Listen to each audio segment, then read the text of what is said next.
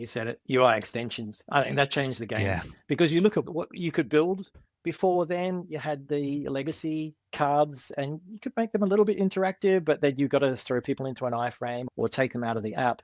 And if we had a separate app that integrated with HubSpot, that'd be okay. But we didn't want to do that. We couldn't put a face on our app. That's why DoPricer has no front end, because it was built prior to UI extensions. On today's episode of the Build Happily podcast, we've got another native app builder, Pete Nicholls from HubDo. He shares his story with us and how he started as a HubSpot solution provider, but quickly turned into a HubSpot app partner, building a marketplace in the HubSpot app ecosystem, and how he built a community of other app builders.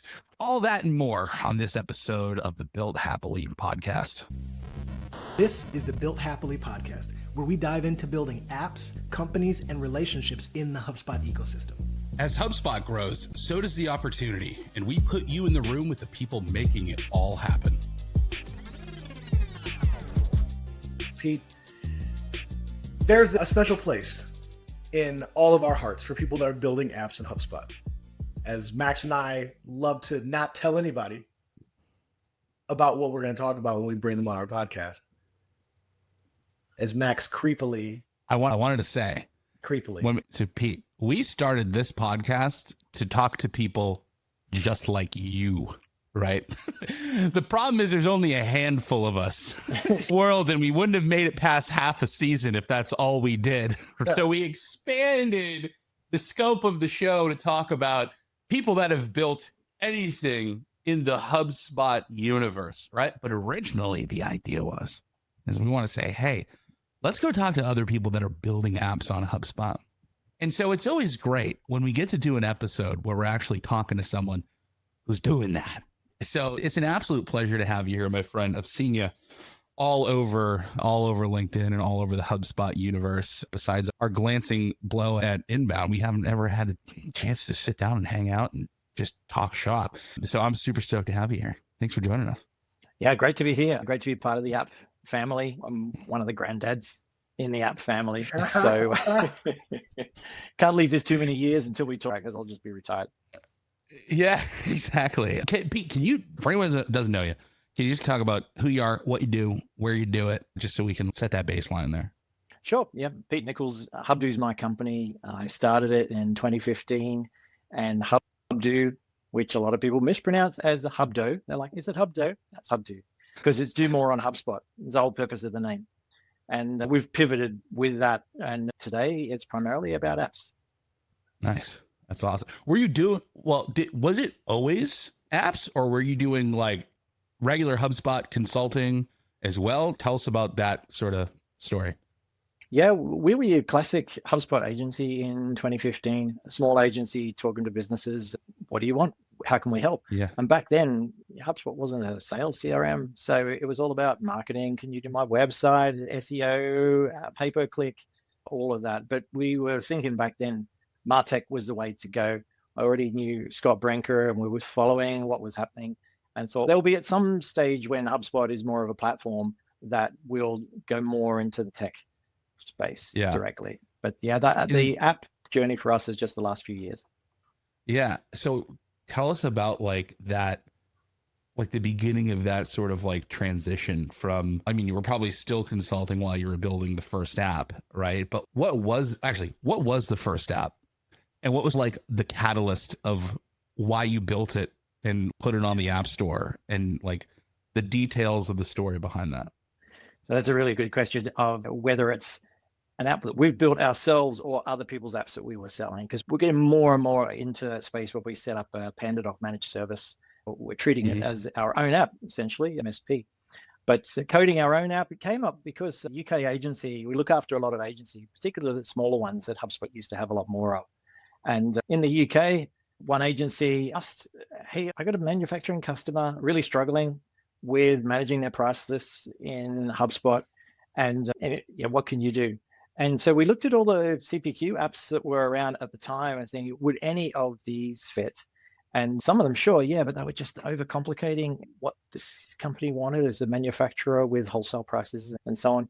So I thought, we just got to get into this. It's time to code ourselves. We actually did a proof of concept on Zapier to say, If we just talk to the APIs across product library and line items in HubSpot, we can automate the pricing. And that turned into the first app. Within a few months, we were coding our first public app called DoPricer. DoPricer. Awesome. Tell us about DoPricer. Like, what does it allow you to do in HubSpot that like it can't do out of the box? What was like the big change you made? Yeah, it does pricing. Yeah. Does pricing where HubSpot out of the box barely does pricing. No. It actually does pricing. Yeah. Yeah. But simple preset prices or discounts. And it's mostly manufacturers that have been installing it because they don't sell in one price in a currency. If they're selling in US dollars, they've got a wholesale rate, retail rate, probably a reseller rate, and then special agreements with other customers where that customer always gets 15% off except for these other products. So they just have all these price books. It gets another term for that. And it's multi-currency. A lot of our customers are either in the States, but they're trading internationally. We're based in the UK. And so it's euros and so on. So we just plugged that into HubSpot, into the product library. We didn't want to do anything outside of HubSpot. We just built all that into the product library and then automated the line item updates to handle it. That's the way we're doing native. And that's why big appreciation for people that see it and get it. I know, again, 2015 is early to see it and get it.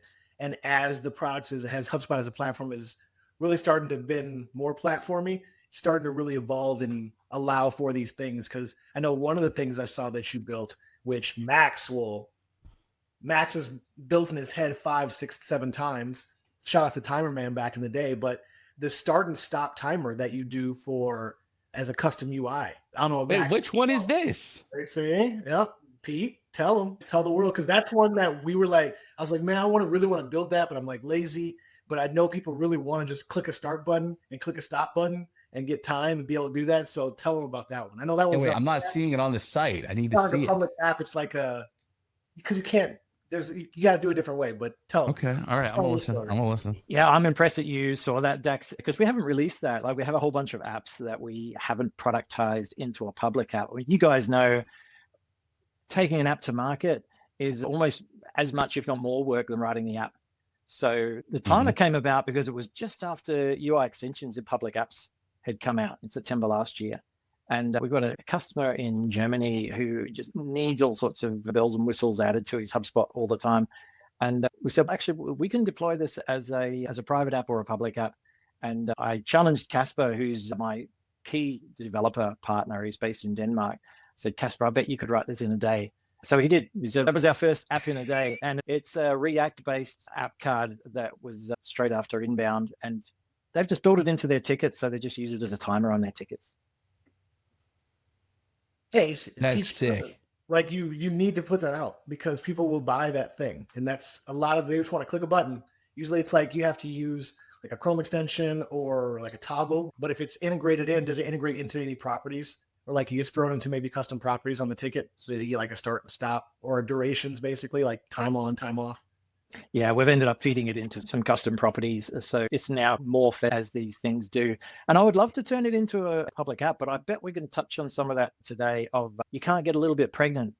Like if you put it out as a public app,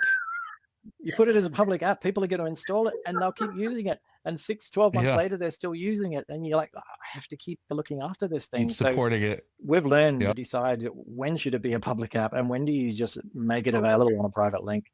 What's the balance you've found there? Do you have is there a formula or a rule of thumb or just, I don't know, a vibe you get where you're just like, this is something that should be like out there in the daylight and people using and everything versus something we're not ready to commit to yet? Yeah. First of all, if the app was just our idea, then probably nobody wants it and nobody wants to buy it. Unless customers are saying, I need that and I need it right now. If it's one customer saying I need it now, but great, we'll build it for you in OpsHub or we'll turn it into a private app. So I've learned to really resist saying to Casper, we're going to build another public app because Casper will build it much faster than I can then build a marketplace page for it. And all the requirements of a HubSpot user guide and everything that you've got to do. I need you to teach me how to have a little bit of that. What's the word I'm looking for? Restraint and self-control. Because I can't tell you how many times like I've built a feature in my brain where it's okay, onboarded a ton of customers, heard enough people complain about it. I think there's this really awesome way that we could do this thing, or here's this really cool idea that I had that would make it better. And then Ryan or Connor will come to me and be like, okay, but have customers actually asked for this? And I'm like, no, you don't get it. They don't even know to ask for it. It's that good of an idea. It's like, you got to convince, like, these people don't know what's good for them. It's like, no, like, you need to have a need for the feature instead of just like some random idea that you had. Right. Yeah, and so it's lack that self-discipline really bad. Don't know too much. That's all it is. When you feel that you know that people need to put a computer in their house. I don't know why yet, but I believe the future is that computers are going to be in the house. You don't know it till you know it, right? Ah, so you're saying I'm like Steve Jobs. Okay. See, everyone else thinks I'm crazy, but I was thinking differently. That's what you're saying. Yeah, you're thinking differently. But there's always features. Software is never done. And that's just the key. It is never, ever done. It's never finished. This is everything that's possible because there's something else that you could think of, especially like with Mac's brainchild, like Event Hapily. There's always this thing and this tweak and this, and it ends up being a whole nother app. But listen, hold on. Event Hapily was your brainchild. I just adopted it from you. Okay. I took custody. I took brain custody of it afterwards. But it's funny because when you believe that you know what they need, you feel it's your duty. And P, I'm sure you have this urge inside. You feel it's your duty to get that out there for people to leverage that. And that's why when I see things like when you told me about the DoLiner and when you see about DoCurrencies, it's like you had to come out with that stuff because everyone in this hive still thought about it when currencies were finally able to be edited before they were able to be edited via the API. You're like, how can we fix this problem we know there is, right? And that's why we're happy to have you on, because you see the challenges instead of being like, oh, shucks, man, that's not good. You try to make something happen. You don't try, you do. You HubDo. Clue in the net. You HubDo it yourself. So it's made it easy to call our apps because they're all do something. So DoPricer, DoCurrencies, DoQuotes, whatever we make is private or public. And you mentioned currencies. That was a real fun one. That was our second app, is DoCurrencies. You've had Justin Shardlow on the show. I heard him a few episodes back. He has a currency app called Currency Rate, and ours is DoCurrency. Yep. But our app is free. I reached out to Justin when we were bringing out DoCurrencies free and said, look, we're competing in the marketplace, but my app is free. But hey, it shouldn't be just about that app. So we're talking about a bunch of other things that we're working on together now as a community. Talk to me about the speed of community, right? Like you've got this like marketplace, right? And my brain, I guess, just doesn't like, I go HubSpot app marketplace. That is marketplace. But you have this one. Tell us about the purpose of this marketplace, what you're doing here, how people should maybe think about it differently than just like the HubSpot app marketplace, things like that. Yeah. So the marketplace was another pivot. The whole journey 2015 has been pivot, where the guiding principle has been do more on HubSpot. And that's taken us into coaching dozens of smaller agencies, bringing them along with us. It led to establishing a managed service of PandaDoc. So we've got hundreds of companies on PandaDoc and have had for years. And most of those are customers of agencies. And so when we were doing the billing for our PandaDoc managed service, it was always a challenge of what's the most effective way to build this. Commerce Hub wasn't really a thing yet. And so I went looking at what marketplaces are out there. Could we grab one and plug it in? Because it's not going to be just about one app. If we're billing a customer monthly for 3 things, we don't want to bill them 3 separate times. How about we just send them one invoice? A marketplace would do that. So I spoke to AppDirect. I don't know if you know those guys at all. Have you heard of AppDirect? No. It's amazing because they became a unicorn company in 2014. They are like the marketplace provider. So Comcast, their marketplace is built out of AppDirect. Telstra Australia, they deal with some big companies for their marketplaces. And they, I think, tried to sell HubSpot marketplace years ago as well, saying you should use our software, don't build your own. But HubSpot did their own thing. So I just spilled a Coke Zero all over my keyboard. So oh my God! Carry this one for me for 1 second. Oh, great. Keyboard's not thirsty anymore. But I remember that's kind of how we originally met, Pete, was about looking at marketplace and potentially when I had Alchemist, like bringing some of those things in to that marketplace. But yeah, tell us about the evolution of that, Yeah, Marketplace solved a big problem for us because it just streamlined all of the billing of all of the PandaDoc licenses, allocation of seats to users, and so on. But wanted to broaden it beyond Doc. And I was talking to a bunch of other software vendors, and including Connor Jeffers at the time. Connor was talking about building a CPQ back in 2021. And I said, that'd be great if you could do it now, Connor, because I need it right now. And we talked about, we have this whole marketplace billing engine. Maybe you don't need to build a whole billing engine around it. You could just plug the software into the marketplace. And we ended up starting the HubDo podcast around that time as well, where I was interviewing app developers, speaking to, like you were saying at the start of this show, I interviewed Dan and Austin, OrgChart Hub, all those guys about you're building in the HubSpot marketplace. And the concept behind it was, we knew that building a billing engine is a ton of work. So if you're building one app and that app's not going to be free, how are you going to bill it? And then you build a second app. Are you going to build a whole billing engine separate for that as well? And the smart developers who have multiple apps have then built their own console and billing engine. So that's what AppDirect was for us. We launched the HubDo marketplace. We had a session on it at Inbound a few years back.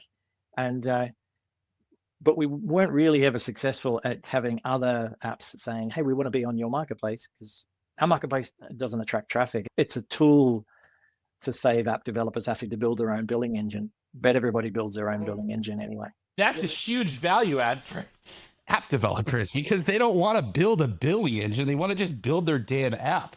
So I feel like a lot more people should be knowing about this, especially when they're like first started like building something and they've got like a really good idea. And then it's, oh man, can't take it to market because I don't know how to charge people for this thing.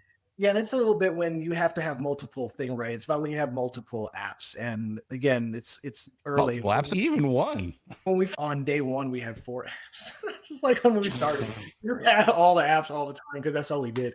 But we already had a building engine, which is one from like another project that we just bolted on. But it's a thing that you have to do and you don't want to do. And on top of that, you also don't want to, there's a lot of other stuff that you probably don't want to do. But let's talk about, speaking of billing and speaking of that, let's talk about how HubSpot and being on the platform itself. One of our biggest missions and goals one day is to take over that Shopify model where it's, take some percentage of my app, just throw it right into the same bill. What are your thoughts? What are your dreams for how it would be easier for apps like yours to be distributed via HubSpot? Yeah, that's a good one. I think it's a given that HubSpot's going to do it. But my feeling is it'll probably replicate what happened at Salesforce with the App Exchange, where you can put your app on the App Exchange and have Salesforce do the billing, but hardly any apps do. There's a minority of apps that allow Salesforce to do the billing. But when the app dev takes a close look at it and says, oh, actually, the pricing plans are really restrictive. We've got to do this other thing with user licenses and allocate licenses. And we've got a reseller program. So we want to pay commissions. And straight away, the benefit of being on the same ticket. So people stick to their own billing engine. Yeah. Good point. Where if you want to have special like tiered price, like tiered pricing, you can't do that even out of the HubSpot out of the box right now, let alone that has tiered pricing. But like with Salesforce, don't Salesforce reps, and maybe I'm wrong, right? But isn't like part of their strategy to sell other apps on top of Salesforce? Because that's how they get anything done in Salesforce? Aren't they like somehow incentivized to like push other apps and things like that? Yeah, but the Salesforce sales guys, like their attention is on their quota. So there's this other annoying thing that I'm supposed to sell other apps as well. They'll do so that. It's not built into their quota. Yeah, so it's not like Salesforce has gotten like enough people to run their billing through that marketplace to get enough of a rev share that they make it part of the quota for the sales reps. The sales reps are still just worried about their Salesforce licenses. They'll have spiffs and so on along the way to try and get attention off the sales guys, but by far the attention is on that enterprise quota. I guess I'd just assumed it was different, because that's the other thing is there's that piece of me that's just like, man, wish that it like someone could just buy an app and have it be part of their HubSpot subscription, because that's like what I heard a lot when I was in sales and be like, oh, I want to get this app. And it's, can you just tack it onto my subscription? And they're like, no, you got to go talk to them. And then it like goofs up the sales process. But at the same time, it's a good thing you go talk to them, because I know Like, I barely trust HubSpot sales reps to sell HubSpot, never mind our app. So I'm glad that they aren't just like, oh yeah, we'll throw on quote happily into a bad fit customer or something, and all of a sudden we got to deal with that fire. So I don't know what the balance is there, right? But I also want the sales reps to be incentivized to push apps because, one, sure, great for us. Two, if you take the time to learn what these apps do, you can close more deals leveraging them tactically. But I don't think they have no incentive to do that. That's the problem. Which, well, technically they do. If they want to sell more HubSpot, you have an incentive just naturally to go learn what these apps do and become educated about them. But they don't see that. They barely want to learn what HubSpot does. They just want to send AI emails and just use pricing and like that. I don't know. I'm bitter about sales, is all I'm going to say. Pete, it's funny. Pete, when you look forward in where you're at right now, with building, you have a hybrid kind of, but we have multi-hybrid, right? You have some public apps, you've got productized service. In the true sense of productized service, you literally have products that you would sell vis-a-vis the marketplace, vis-a-vis client need. And then you have your services and consulting that you're doing. What are you looking to? Are you looking to steer in more than one lane? Are you looking to stay eggs in multiple baskets? Where's the focus going to be in the future? It's about having a core set of public apps. So if there isn't a good solution already out there and we think we can bring a lot of value, then we'll continue to develop public apps. And it's only HubSpot. The focus is 100%. We never take the users out of HubSpot. And most of the apps that we sell are through resellers. They're through agency partners, HubSpot agency partners. So it's about trying to take the friction out of that and support that community, and then help other developers come along and do that as well. But our North Star is do more on HubSpot. So I think apps are increasingly a good way to solve that. And our marketplace takes the friction out. What we try to do is just have an abstraction layer between the apps that we build and how they're distributed. So if HubSpot does offer a distribution method, then sure, we'll engineer in to be able to sell through that. But we know it won't be the only way that people are buying the app because we have the reseller model. So we'll have a few key apps. The DoPricer will evolve. It doesn't have a front end at the moment. It's purely just a response to line items that are created in the platform and prices them. So we'll enhance that alongside the other great CPQ offerings of Quote Happily and PandaDoc CPQ and Glean Quote and all the others that have a role to play and whatever HubSpot comes out within that space. But we've got a new app that's coming out. It's available in beta at the moment, but it takes us into another part that is new to me. A year ago, a customer of ours in Canada said, Pete, I need an anti-money laundering Know Your Customer app, and I want it integrated in HubSpot. And I said, okay, damn, what's that all about?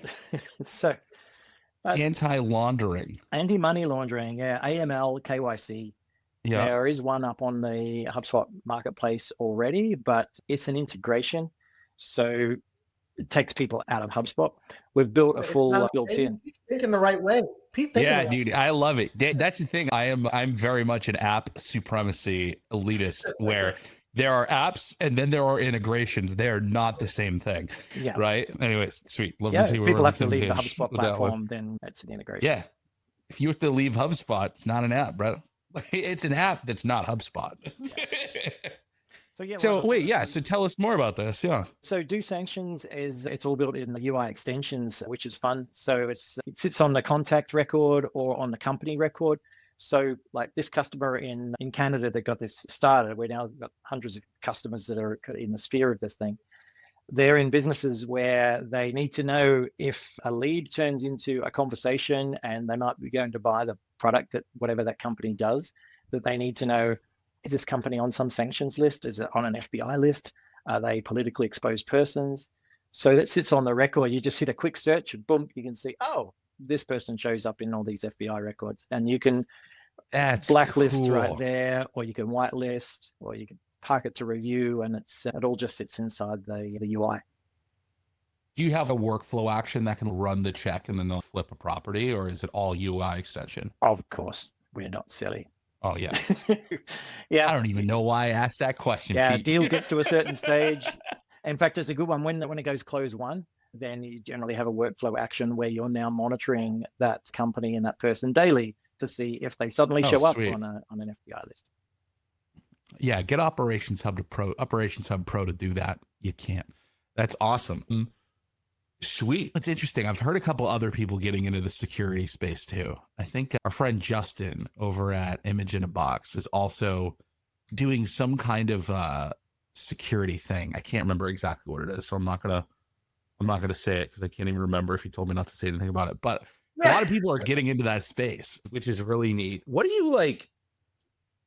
So you've been watching this space obviously for a while. What is the biggest sort of like fundamental change for app developers that's happened recently that you think is like the most consequential? Is it easy as saying extensions, or is it like something else? What was the biggest thing you were excited about over like the past like year or so? You said it, UI extensions. I think that changed the game. Yeah. Because you look at what you could build before then. You had the legacy cards and you could make them a little bit interactive, but then you got to throw people into an iframe or take them out of the app. And if we had a separate app that integrated with HubSpot, that'd be okay. But we didn't want to do that. So we couldn't put a face on our app. That's why DoPricer has no front end, because it was built prior to UI extensions. Now we can put a front end on it. We've done private versions of it where people are doing cool things like custom line item creation, and it's really specific to that company. So UI extensions, I partied in September when we saw that was announced, because suddenly we could put a face on our apps. They didn't have to just sit in the back end like DoCurrencies and DoPricer. Have you guys like hit, I'm sure you've hit some of the limits of UI extensions. Is there any thing in particular that like you're really just saying, oh, once UI extensions could do this, there's going to be all this other stuff that I can do? Is there any sort of like stuff you're still waiting for UI extensions like to be able to do? It's like a blocker right now. Yeah, there's some things that we've voiced to HubSpot. We really need the ability to keep the user fully in the HubSpot portal so that we don't have to take them off to some completely separate endpoint. The settings screen that we've got high expectations of the future there, because that then becomes the home of your app. And what's missing around the settings stuff? Is it just not accessible from the record, or is it like certain UI elements stuck, or what is it? So limited. The current one, it gives you the ability to add a button, add a toggle, add a drop down. So if you just want to do something really simple to the user, enter your API key to connect your other app to this app. You then have to develop your own secure endpoint, stick it inside an iframe. It's not native at all. But I mean, there's a workaround. You can do it on a UI card, but UI extensions and then improvements to the settings screen, that changes the game next level. So it's like the data, you can do, you said the button, the drop down, the toggle, but you can't do like free text entry or anything to do like a credentials for another thing you're connecting to or something like that. There's no cool slider. There's no, all the components, like why we can't have, like even us, we can't have a cool settings screen. Guess what we had to do, Pete? Build our own settings screen and all the different function, like all the different things, and be able to being able to have that and easy to access that from within a record, just quick settings. Like we have to link out. Remember the OG Contact Max? There's like a settings button that pops open window, which was an iframe to the Hapily backend. Like it's a official workaround, but it's again, it reminds me of Nintendo, and where games are 56 kilobytes. How do you have a full soundtrack, a game with 50 levels on something that no one in their mind right now could even think of the size, right? Those restrictions are the creativity. That's what you have to figure out your workaround. And that's the fun part of it, right? You're not just giving to everything, silver spoon, silver platter. You have to kind of work around. But one of the things too, Pete, that I think is cool, and I discovered DoCurrencies this way, is that in the workflow actions, like the suggestions, like that was a whole thing where I remember starting to leak and see a little bit of it, but now it's full on. If you don't have DoLiner, DoPricer, if you don't have do anything, right? Or anything from Hapily, you can see all those things while you're in the motion of building. I think that's a pretty cool discovery feature that they've added, because I've seen a few people's like apps I never heard of, like all in there, all the workflow actions, ones that support workflow actions at least, doing that. Yeah, that in-app discovery, Pete, it's huge. I gotta know, Pete. Do you have an app that you don't want to build, but you know that HubSpot needs? Like if you could snap your fingers and it exists, but you don't want anything to do with it. Is there like, what's an app that HubSpot needs that it doesn't have anymore, or it doesn't have at all? Well, HubSpot was all about SMB when it started. And now, of course, it's shooting from the enterprise stars, and it's a given that's going that way. And but a consequence of that is that you can find there's now this increasing audience of it's too big for me now. I can't bring the whole HubSpot machine in. But there's so many businesses out there that just have a handful of staff, electrical contractors, these folks, where there are other apps like ServiceMate or Tradeify and so on, where people are relying on that to run their electrical engineering business, whatever that might be. But the app they're using is not a CRM. It's just so lacking in what HubSpot would do. But if they had HubSpot, then they'd have to have HubSpot and this other thing.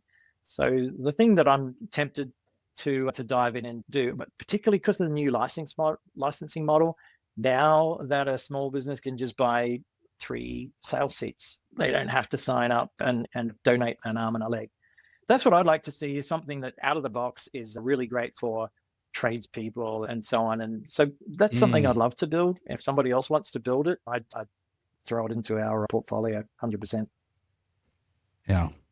Yeah, I think it's like, for me, it's the scheduling one, Dax, that we've always talked about. And it's just, I think the same way, like Pete, I would love to, I think like selfishly, I would love to build something that makes the free version of HubSpot like actually useful for someone. You know what I mean? Especially when you like, we've had this like idea that we've tossed around called Book Happily for a wicked long time, right? Where it's just like the scheduler on HubSpot. And like, for me, it was just like, when you look at something like a salon or like a small gym or like any of these small mom and pop stores that run on the idea of like appointments, not booking a meeting like the meetings tool does. Yeah. Those are the people that don't buy HubSpot because it doesn't do that. But like, for example, if you were a barber, right? And you had a list of people who came in to get their haircut last month, those free 2,000 emails that you could send with HubSpot free, all of a sudden become so much more useful. And that is like the thing I feel like that HubSpot's missing with so much of that SMB, but do they care about them anymore? Which is the tough part. But it's, every business starts small. And it's like, you might have the next Floyd's barbershop chain that starts because they were able to be on HubSpot when it was just one location or something like that. And it's just like, I do love that idea of building apps for the people that just need that one more thing to make HubSpot make sense for them, and to give them a reason to use all these other tools that they're not thinking of, because it doesn't do the one thing that's like core to their business, which is why I've always had like a special place in my heart for like scheduling and stuff like that. But yeah, no, I like that. Yeah. And the mobile side as well. That's where suddenly you just hit a wall. You say, we've got these UI extensions. We can do fantastic things. Just look at your PC and then, can I use it on my phone? No. Yeah. That's what I think. I am so surprised that no one's made just the better HubSpot client for mobile yet. Because it would be a crazy endeavor. All right. It would be. Everybody, it would be a crazy endeavor, but people will use it. Like as much as we use HubSpot all the time, we know it front to back, I've hardly ever had to use my phone. And would I, if I could? Maybe. Like if it was easy to respond to a comment on a deal or something like that, it's not easy to do that. Yeah. Live chat to like the mobile, the door-to-door salesperson or like the field service guy, right? Yeah. I think there's room for someone to do that, right? It's just like the better HubSpot app or something like that. Yeah, I think that's where the integrations really stand out, right? Live on. Yeah, you're right about that. It's like, it's, can I go out and use, and I think we've seen it, like, I don't know if you've used Zuper with any of your customers before, but like, from what I know, they've got a great integration with HubSpot, but they also have those like mobile apps that like field text needs that are on service calls that can easily like take pictures and send data back into it. And if you build like with the integrations, there's like multiple levels of integrations too, right? There's thoughtful integrations that were built for HubSpot, and like you had someone building it that understands how people use HubSpot. And then there's like data sync. Here's properties on objects. Have fun. You know what I mean? And yeah, exactly. Put on the contact. Jam it on the contact. Pete, we know where you're going. I want to take a step back before we end this. And you're in the HubSpot ecosystem. You know how to think. I feel how to think about the HubSpot ecosystem and how to work with HubSpot, building apps and everything like that. Where did HubSpot enter into your world in 2015? Was it, hey, I got a guy, client needs something, first time? Where did you step into the place to take this all the way back to the beginning? Yeah, so 2015, we figured we just really need to put a stake in the ground and make a platform decision. And so HubSpot at the time, I think I was comparing it to ActiveCampaign and a few others that back then were a similar kind of thing. And I just thought, actually, you look at where this company's going, this completeness of vision, ability to execute, thought, let's put a stake in the ground and say HubSpot. So then we had our own HubSpot portal, which did not get as much love as everybody customers portal, of course, but we'd made the decision, and having it come into our lives, it changed things because of the agency community. We really were looking after, because back then HubSpot had the silver tier, and I was spending a lot of time with Dan Tyre, Dave Winehouse back then, and we ended up running a program. I had 60 agencies gather. I called it Silver Peak, and it was all about get these agencies to silver in the first 6 months. And so that kind of fostered a community. And now still a lot of what we do today is still with those agencies that had to make a decision that whether they stay with HubSpot, because it's hard for a small agency now to do that and stay gold.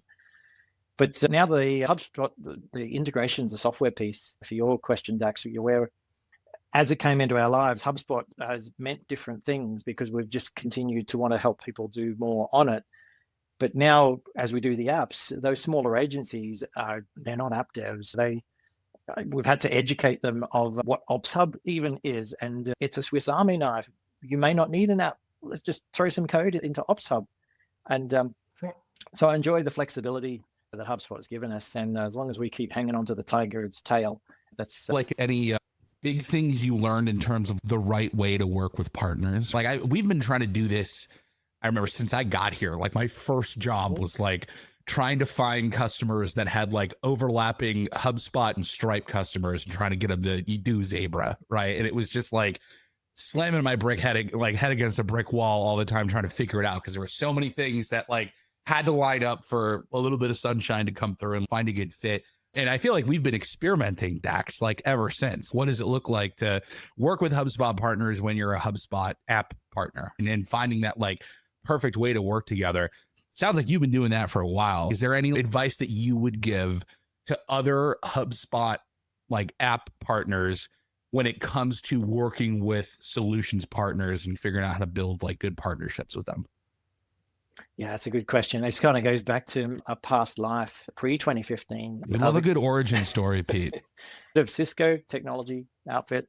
Oh, yeah. Well, of course. So I had my... and it's not Cisco, the food company. I think the US has this food company with Cisco on the side of the van. We're talking Cisco. You're talking about the Wi-Fi routers. All right. Yeah, I was a driver with them. Yeah, that's what brought me to the UK, actually. I was from Australia and Cisco moved me. I was with Cisco for 16 years and that was my corporate experience. But Cisco was a huge learning because they sold almost nothing directly to end users unless you were a Ford Motor Company or AT&T. For some years, I was a technical director for UK and Ireland for Cisco, and we had over 2,000 resellers just here. So the number of resellers was astronomical. SaaS companies typically doesn't look anything like that. And I learned a lot from that, which is that generally there's the pointy end of where you've got those partners that really care about what you sell, and it's part of their business, and they want to strategically involve you in that. But you're lucky if that's going to be 20% of the ones you're talking to. The rest could care less on any given day about your app until the day that their customer needs your app, and then they just want the slickest, quickest way. So I think you just got to segment into strategic partners and then more kind of tactical, let's stay connected type of partners, not expect too much of each other, but be there when ready. And then for about everyone else, just take all the friction out of it, make it self-serve where they don't have to think about it. Yeah. Yeah. And I think also I really respect that, like being realistic in knowing that there's a lot of partners, the majority of partners don't revolve around your product. They're trying to run their own business. They have their own problems to care about, and like constantly trying to like turn someone in to these like top tier strategic partners that proactively care about what it is that you're doing is a fruitless effort. And it's okay because they're trying to do their own thing. They're not here to sell your app or to be your biggest warrior. And it makes more sense to focus on the 10 or 20% that actually want to, right? And managing that relationship versus trying to force it down everyone's throat, which I feel like Dax over the years, we've had to try to figure out how to strike that balance. Right. You just want to be, you're not here for you. I'm coming into your restaurant selling beverages and stuff. You're like, oh, we got beverages too. I like it, but that's the thing. And then you got to remember too, like these solutions partners get bombarded on a daily basis from other SaaS vendors looking to get them into a high volume, highly commercialized referral program, right? Where someone's just going to get on their ass about how many leads did you send me this month versus like, how can we actually help you close more services? And I think, yeah, like what's interesting about being like a HubSpot app company is like our interests are hella aligned in that we won't sell our app unless you sell your services in HubSpot versus we're an app that's agnostic on whether or not you get HubSpot or go with your services. Yeah, which there's like relationships some of the other ones and are. there's marriage. Like you're married to HubSpot. I had one of my best earliest customers out in Australia was chugging along absolutely fine, and then just suddenly they cancelled. And I was like, hey, what happened? They're like, oh no, we love you guys, but we've gone off HubSpot. We've gone to a different platform. I'm like, okay, game over. Thanks. Nothing I can do. GG. Yeah, that's right. But that's even what I try to say with, I think it's similar in the way that you approach like direct relationships with HubSpot reps, right? Like when I get sales folks that are like, why should we work with you over like DealHub? I'm like, DealHub doesn't give a if you sell HubSpot or not. Like they work on anything. I need you to win for me to win. So I am fully behind helping you sell HubSpot come hell or high water. And I think people need to lean into that where it's like, you know, be able to talk about like how your interests like completely align. Like we tell partners, because it's true, we don't want to do onboarding, right? Sure, we got some onboarding guys, but we don't want to do it. We would rather have a partner do that and make money doing it. Because some partners will build the damn apps, and some partners don't want that pressure. They're like, please, your app come in and solve it for me. Particularly the smaller partners, the thing. They just don't have the bandwidth to learn your app. Yeah, and that's the thing that like we've been successful with some people and not so much with others. Like when they're like, wait, what do you mean I got to onboard it? And we're like, what do you mean? Don't you want to make money onboarding? And they're like, no. And they're like, okay, weird. Like, what? We're trying to give you money. Like, what's going on? Again, they've got their own work that they like doing, and some folks have the luxury of saying, I don't want to do that kind of work. I just want to maybe get like a little bit of commish for the referral, and that's fine. Yeah, you got to stratify it. And I think it's a tough job in these SaaS businesses where they have a direct sales team and a channel team and the resellers team. That headcount just keeps churning all the time. The people on the move, they tend to stick in those jobs because it's just really hard trying to, hey, remember me, get the attention. But I think you were mentioning something that's really close to my heart, which is about how you articulate to HubSpot. You've got an integration piece of software, and then there's Hapily or our Do apps where they don't work unless you have HubSpot. We're married to you guys. Of how do you name our apps different to integrations? I've been calling ours plugins to some degree, and I tested some language around being native apps, and then I found people didn't understand what I was talking about when I said native. Yeah, dude, actually, I like plugin, honestly, because like plugin to me, it for some reason, when I hear the word plugin, I go, oh, it's a thing that makes it do more.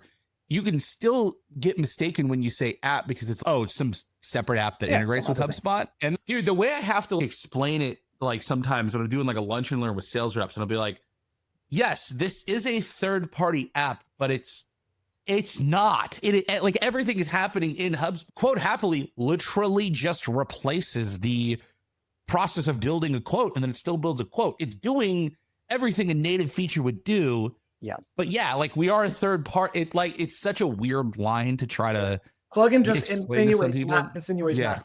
Yeah, I stole plugin from the WordPress world. I say, oh, you have WordPress? Yeah, but you need a ton of plugins. Because it makes sense. It's smart. People can relate to that, and people know what that is. Even in Shopify, they're called plugins too, right? Yeah, or no, are they apps? They're apps. They do apps, and where it's that people get it. That it is. Some are standalone, but it's in inside of Shopify. Like everything you do and operate is inside of Shopify for the most part. And then some are, it's a more closer to HubSpot. But WordPress is straight. Everything is inside. Like because it's WordPress, it's open source, it's PHP, you could put your whole app right inside there and go nowhere. So it truly is a plugin. They just use the nomenclature. Plug it. Pete, I got to get your perspective on, just because I'm sure you've been asked this question 1,000 times, because we have to, is like the one thing that like I always hear from partners is, and HubSpot sales reps, to be fair, is they go, I just bought HubSpot and it was supposed to do everything. What do you mean I have to buy something else to get it to do something? Is there like a way that you like to train people on how to like combat that either mindset or objection that's worked really well for you? That's a great question. I think it depends a lot on how their sales experience went in their HubSpot purchasing decision. Because in situations where I've had a HubSpot rep reach out and say, my customer wants HubSpot, but they can't buy it unless they have your app. So you have an early discussion and then it's great. You know, it's super easy. The hard part is where I have some agency comes and says, my customer's in a bit of pain. They've been oversold by a rep. They expected HubSpot was going to do everything. And now we're trying to teach them that, so I think it's helpful to then look at maybe some other comparisons of where you buy a thing, but on its own, it doesn't do everything. I'm a bit of an analogy guy, so I hope that something will appear out of the ether that it explains. Just imagine in a scenario, you buy a... Do you use the iPhone as an analogy at all? Can I tell you mine? So this is what I do. And then I want to hear if you think this holds water or not, right? Because you've seen this 1,000 times. What I tell people is, I haven't done this spiel in a while, so I'm probably going to butcher it. But I say, if you think of the iPhone, right? The iPhone is not an iPhone. Your iPhone is a platform that comes with a bunch of apps that are universally helpful for people, right? If you think about your business, your CRM is your business's iPhone, right? It has all the basic stuff in it that you need to communicate with people, right? But just like you might download a better calendar app and pay for that on your phone, even though it already has a calendar app, that's fine. Some people might need a calendar app that's going to do more for them, or a more specific type of calendar app, right? The same thing goes for your CRM, right? You might need your CRM to do something a little bit different than someone else. Now, if HubSpot were to be like, wait, let's just build in every single feature for every single industry, for every single use case under the sun, right? That wouldn't work out. Why? Imagine if Apple preloaded every single iPhone with every single app ever made for everybody. How much do you think this thing would cost?